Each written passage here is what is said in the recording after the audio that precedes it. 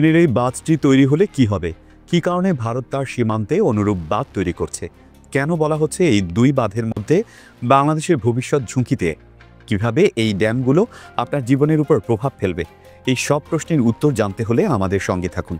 একটি ড্যাম কিভাবে পুরো দেশকে ধ্বংসের মুখে ঠেলে দিতে পারে এবং কেন আমাদের সরকার এই বিষয়ে নীরব, তা নিয়ে আমরা আজ আলোচনা করব। 21 জুলাই যখন বাংলাদেশে গণ অভ্যুত্থানের বর্ষপূর্তি নিয়ে তোড়জোড় চলছে, সেই ফাঁকে চীনের প্রধানমন্ত্রী লি কিয়াং নিজ দেশে বিশ্বের সবচেয়ে বড় ড্যামের কাজের উদ্বোধন করলেন। এই ড্যামটি তৈরি হচ্ছে তিব্বতের ইয়ারলং চাংপো নদীতে। অরুণাচলে এই একই নদী পরিচিত সিআং নামে এবং বাংলাদেশে তা ব্রহ্মপুত্র ও যমুনা নামে প্রবাহিত হয়। ড্যামটি তৈরি করতে খরচ হবে $167 বিলিয়ন। এই বিশাল বাজেট থেকেই বোঝা যায় ব্রহ্মপুত্রের বুকে কী ধরনের বিশাল অবকাঠামো তৈরি করা হচ্ছে। এখন পর্যন্ত বিশ্বের সবচেয়ে বড় ড্যাম ছিল চীনের ইয়াংৎসি নদীর উপর তৈরি হওয়া 3 গর্জেস ড্যাম, যার উচ্চতা প্রায় 7 তলা ভবনের সমান। এই ড্যামটি তৈরি করা হয়েছিল বন্যা নিয়ন্ত্রণ এবং বিদ্যুৎ উৎপাদনের জন্য। 3 গর্জেস ড্যামের কারণে প্রায় 1,500 গ্রাম ক্ষতিগ্রস্ত হয়েছিল এবং 14 লাখ স্থানীয় মানুষ তাদের বসতি হারিয়েছিল। যদিও এই ড্যাম বন্যাকে কিছুটা নিয়ন্ত্রণ করতে পেরেছিল এবং বড় অঙ্কের বিদ্যুৎ উৎপাদন সম্ভব হয়েছিল, তবুও নতুন এই ড্যামের লাভ ক্ষতির হিসাব আগের সব রেকর্ড ছাড়িয়ে যাবে। চীন ও ভারতের মধ্যে অনেক আন্তঃসীমান্ত নদী রয়েছে, তবে ব্রহ্মপুত্র বা শতদ্রু নদীর প্রবাহ নিয়ে হাইড্রোলজিক্যাল ডেটা লেনদেনের সমঝোতা ছাড়া তাদের মধ্যে কোনো চুক্তি নেই। ফলে চীন বাংলাদেশের বা ভারতের পরিণতি তোয়াক্কা না করেই ব্রহ্মপুত্রের জলে যা খুশি করতে পারে। 2017 সালের সীমান্ত যুদ্ধের পর বেইজিং তথ্যউপাত্ত দেওয়া বন্ধ করে দিয়েছে। আন্তর্জাতিক সংবাদ মাধ্যমগুলোর খবর অনুযায়ী চীনের মিদংয়ে এই ড্যামটি এত বড় যে ভারত ভীত না হয়ে উপায় নেই। তাদের ভয়ের অন্যতম কারণ হলো চীন অরুণাচলের একেবারে ধার ঘেঁষে ড্যামটি তৈরি করছে। ভারত নিয়ন্ত্রিত এই প্রদেশটিকে চীন বহুকাল ধরে নিজের বলে দাবি করে আসছে।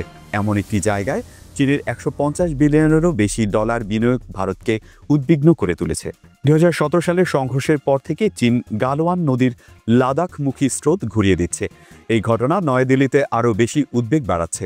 এসব কিছুর ফল হিসাবে ভারত ও তিব্বতের ভাটিতে ব্রহ্মপুত্র, যেখানে অরুণাচলে সিআং নামে পরিচিত, সেখানে দৈত্যাকার একটি ড্যাম তৈরির পরিকল্পনা নিয়ে এগোচ্ছে। এই দুটি ড্যামের দূরত্ব বেশি নয়। হিমালয়ের সর্বপূর্বে নামচা বারোয়া শৃঙ্গের কাছে নদীটি যেখানে ইউটার্ন নিয়েছে, সেখানেই অল্প দূরত্বে দুটি ড্যাম তৈরি হবে। উভয় ড্যামের স্থানই অত্যন্ত দুর্গম।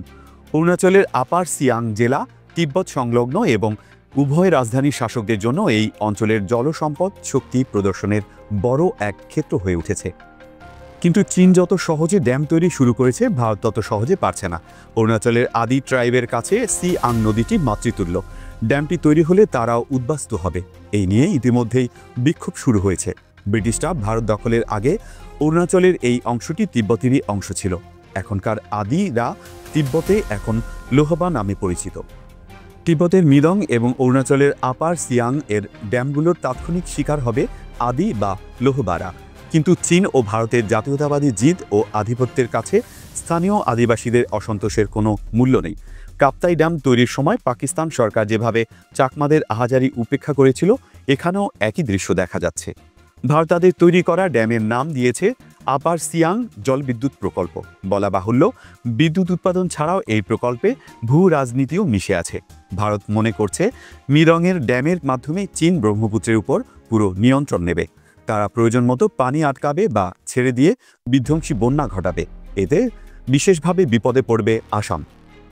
এই আশঙ্কার সুরক্ষা হিসেবেই সিয়াং প্রকল্প। এই ড্যাম তৈরি করতে খরচ হবে প্রায় $13 বিলিয়ন। এর মাধ্যমে 11,000 মেগাওয়াট বিদ্যুৎ পাওয়া যাবে বলে অনুমান করা হচ্ছে। কিন্তু এতে সমস্যাও আছে। এই বছরের জানুয়ারিতে প্রকাশিত আল জাজিরার এক প্রতিবেদন অনুযায়ী এই ড্যামের কারণে অরুণাচলের কয়েক ডজন গ্রাম ডুবে যাবে। এই অঞ্চলে আরেক বড় ভয় হলো ভূমিকম্প। হিমালয়ের এই অংশে বড় বড় ভূমিকম্পের রেকর্ড অনেক। উদাহরণ হিসেবে 2015 সালে নেপালে 7.8 মাত্রার ভূমিকম্পে 9,000 লোক মারা গিয়েছিল। 1934 সালে এখানে 8 মাত্রার ভূমিকম্প হয়েছিল। চীনে গত শতাব্দীতে 7 মাত্রার ভূমিকম্প 6 বার হয়েছে। এবছর জানুয়ারিতে তিব্বতে যে ভূমিকম্প হয়েছিল তাতেও আশেপাশের অন্তত 5টি ড্যাম ক্ষতিগ্রস্ত হয়েছে। ভবিষ্যতে কোনো বড় ভূমিকম্পে এই দুটি ড্যামের কোনোটি ক্ষতিগ্রস্ত হলে ভাটিতে থাকা আসাম ও বাংলাদেশের অকল্পনীয় ক্ষয়ক্ষতি হতে পারে। গ্রামকে গ্রাম ধুয়ে মুছে যাওয়ার শঙ্কা রয়েছে। এছাড়াও এই দুটি ড্যাম পুরো ব্রহ্মপুত্র উপত্যকার প্রাকৃতিক পরিবেশের পরিবর্তন ঘটাবে বলে পরিবেশবাদীদের ধারণা। সব মিলিয়ে এই দুটি ড্যাম কোটি কোটি মানুষকে চিরস্থায়ী ঝুঁকির মধ্যে ফেলতে যাচ্ছে। অরুণাচলের মুখ্যমন্ত্রী পেমা খান্ডু, যিনি নিজেও স্থানীয় মনপা ট্রাইবের মানুষ, তিনি ব্রহ্মপুত্রের স্রোতে চীনের ড্যামকে সম্ভাব্য এক পানি বোমা বলে অভিহিত করেছেন। এটি উজানের মানুষদের জন্য সত্যি একটি বোমা। চীন তাদের ড্যামে 40 বিলিয়ন কিউবিক মিটার পানি জমাতে পারবে, কিন্তু বিজেপির অনুসারী পেমা নিজের সরকারের তৈরি করতে চাওয়া পানি বোমা নিয়ে তেমন উদ্বিগ্ন নন। বাংলাদেশের জন্য আসলে দুটি পানি বোমা তৈরি হচ্ছে। চীন ও ভারত উভয়ের ড্যামই বাংলাদেশের জন্য বোমাতুল্য হুমকি। যদি এই ড্যামগুলোতে বিস্ফোরণ নাও ঘটে, তবুও এটি ব্রহ্মপুত্রের পানি প্রবাহে সরাসরি ব্যাঘাত ঘটাবে। এর ফলে নদীর বাংলাদেশ অংশে কৃষি ও মৎস্য খাতে বিভিন্ন ধরনের নেতিবাচক পরিবর্তন অনিবার্য। বাংলাদেশের নদীর পানির 65% ব্রহ্মপুত্র যমুনার স্রোত থেকে আসা, কিন্তু ঢাকা থেকে এই ড্যাম প্রকল্পগুলো নিয়ে চীন ও ভারতের কাছে কোনো জোরালো কথা বলা হয়েছে কি? অভিযোগ রয়েছে, গত 1.5 দশকে বাংলাদেশের পররাষ্ট্রনীতি কেবল ভারতের দিকে হেলে পড়েছিল। এখন তা যুক্তরাষ্ট্র ও চীনের দিকে হেলে পড়ার লক্ষণ দেখা যাচ্ছে। গত 15 বছরে আন্তঃনদীগুলোর ন্যায্য হিস্সা নিয়ে বাংলাদেশ ভারতের সঙ্গে কখনো শক্তভাবে দর কষাকষি করেনি এবং সে কারণে কিছুই অর্জন করতে পারেনি। এখন ব্রহ্মপুত্রে চীন এবং ভারতের বিধ্বংসী ড্যাম প্রকল্পে বাংলাদেশকে যে নীরব দেখা যাচ্ছে, তা দেশের স্বার্থের সঙ্গে বেমানান। বাংলাদেশের পররাষ্ট্র বিভাগ নদ নদীর বিষয়ে প্রায় আগের অবস্থাতেই আছে। দেশের নিরাপত্তা ও প্রতিরক্ষা প্রশ্নে জরুরি এই বিষয়ে নাগরিক সমাজ ও রাজনৈতিক দলগুলো উদাসীন। সরকারের পরিবেশবাদীরাও এ বিষয়ে কোনো কথা বলছেন না। তবে এটি তথাকথিত পরিবেশ প্রশ্নের চেয়ে অনেক বড় একটি বিষয়। ব্রহ্মপুত্রে চীনের ড্যাম এবং তার পাল্টা হিসেবে ভারতের অনুরূপ উদ্যোগ পাকিস্তানের সংবাদগুলো বেশ উচ্ছ্বাস দেখাচ্ছে। তারা মনে করছে এতে পানির বিষয়ে ভারতের হাতে তাদের এত দিনের দুর্দশা পুরো দক্ষিণ এশিয়ায় বাড়তি মনোযোগ পাবে। এছাড়া ইসলামাবাদের নীতি নির্ধারকেরা চাইছেন ভারতের সঙ্গে তাদের পানিকেন্দ্রিক উত্তেজনায় চীন জড়িয়ে পড়ুক। এতে ভারত সিন্ধু চুক্তি বাতিল করতে চাইলে চীনকে দিয়ে ব্রহ্মপুত্রের পানি বন্ধ করে দেওয়ার মতো পাল্টা ব্যবস্থা নেওয়া সম্ভব হবে।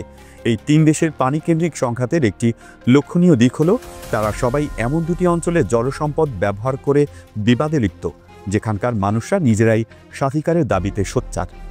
কাশ্মীর ভারত পাকিস্তান ভাগ করে নিয়ন্ত্রণ করছে প্রায় 8 দশক ধরে। অন্যদিকে চীন তিব্বতে নিয়ন্ত্রণ নিয়েছে, তাও 7 দশক হয়ে গেল।